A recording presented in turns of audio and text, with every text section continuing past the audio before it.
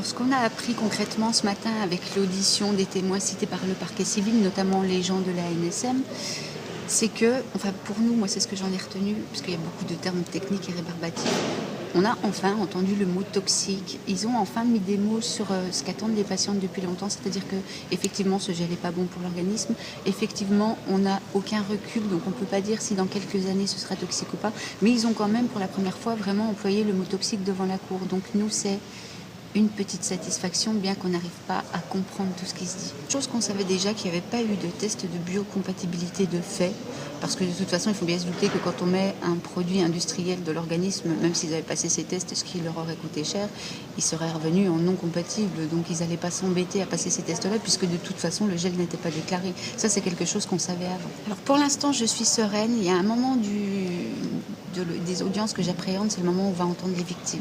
Parce que moi, je connais leur parcours, je sais ce qu'elles ont enduré. Là, elles vont devoir le raconter devant beaucoup de monde. Je sais que ça les stresse et qu'elles angoissent. Mais pouvoir enfin dire, pas au monde entier parce que c'est restreint, mais bon, dire à la cour et dire à la justice ce qu'elles ont enduré, ça va être important pour elles.